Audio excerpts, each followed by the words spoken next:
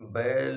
مسجد کے اندر گھس آنے کا ایک عجیب واقعہ میں آپ کے سامنے رکھنا چاہتا ہوں۔ ایک شخص تھا، اس کا مکان بالکل مسجد کے قریب تھا۔ مسجد کے دروازے کے آمنے سامنے اس کا گھر کا مکان کا دروازہ تھا، تو وہ جانور پالا کرتا تھا۔ تو ایک مرتبہ اس کا ایک بیل مسجد کے اندر گھس آیا، تو مسجد کے مؤذن صاحب نے اس کو بلایا اور اس کو کہا کہ آپ کا بیل مسجد کے اندر گھس آیا ہے، لہٰذا آپ خیال کیا کریں، احتیاط کیا کریں، آئندہ آپ کا یہ بیل مسجد کے اندر نہ آئے۔ یہ نمازیوں کی جگہ ہے، اللہ کا گھر ہے، احترام والی جگہ ہے، عزت والی جگہ ہے۔ تو وہ شخص کہنے لگا کہ آپ مجھ سے کیوں ناراض ہو رہے ہو؟ بڑے اطمینان کے لہجے میں بولا کہ آپ مجھ سے کیوں ناراض ہو رہے ہو؟ یہ تو جانور ہے، میرا گھر تو بالکل اللہ کے گھر کے سامنے ہے، مسجد کے سامنے ہے۔ کبھی آپ نے مجھے بھی مسجد کے اندر آتے ہوئے دیکھا ہے؟ مسجد کے اندر میں تو کبھی نہیں گھسا، یہ جانور ہے۔ تو واقعی میرے بھائیوں، اس طرح ہوتا ہے کہ بعض اللہ کی دھرتی پر ایسے غافل لوگ زندگی بسر کر رہے ہیں، ایسی غافلانہ زندگی گزار رہے ہیں کہ مسجد کے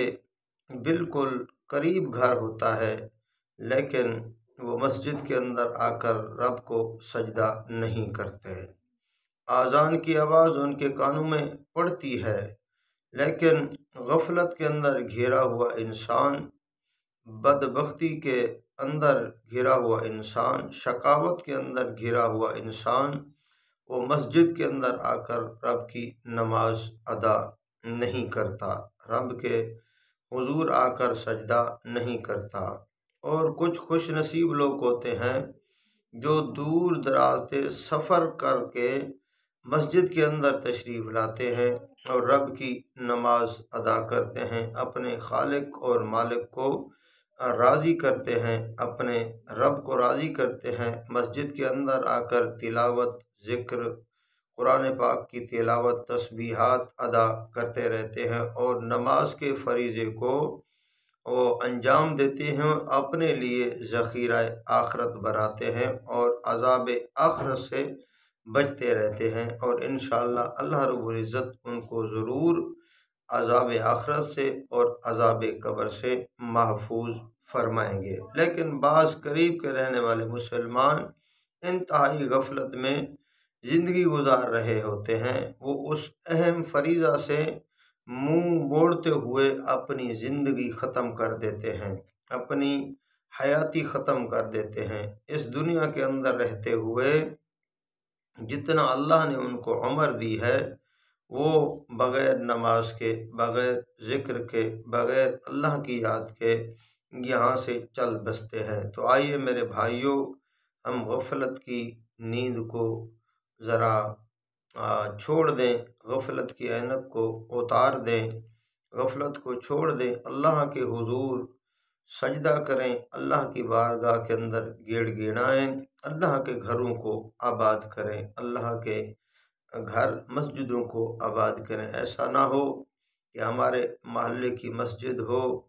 تو ہم اپنے محلے کی مسجد کے اندر جا کر رب کی نماز ادا نہ کریں، ایسا نہ ہو میرے گھر کے سامنے مسجد ہو، میرے محلے کے اندر مسجد ہو، میری بستی کے اندر مسجد ہو اور مسجد ویران پڑی رہے، میں دنیا کے چکروں میں، میں پیسے کے چکروں میں، میں عہدے کے چکروں میں دنیا کے جاہو جلال کے چکروں میں آ کر اللہ کے گھر کو ویران نہ چھوڑ جاؤں۔ اگر آپ اللہ کے گھر کو ویران چھوڑیں گے تو آپ کی قبر ویران ہو سکتی ہے، آپ کی قبر خراب ہو سکتی ہے، آپ کو قبر کے اندر عذاب ہو سکتا ہے، آپ قیامت کے دن عذاب علیم کے مستحق ہو سکتے ہیں۔ آئیے میرے بھائیوں، غفلت کی عینک اتار کر رب کے حضور جب بھی مسجد کے مینار سے اذان کی آواز نکلے، ہم جانور نہیں ہیں، ہم انسان ہیں، ہم بندے ہیں، ہم انسان ہیں، اور نبی کریم صلی اللہ علیہ وآلہ وسلم کے کلمے پڑھنے والے ہیں۔ جب محلے کی مسجد کے میناروں سے اللہ اکبر کی آواز گونجے تو دنیا کے تمام کاموں کو سمیٹ کر، غفلت کو ایک طرف رکھ کر، رب کے حضور، رب کو سجدہ کر کے اپنی قبر کو ہم سنوار سکتے ہیں، اپنی آخرت کو ہم سنوار سکتے ہیں۔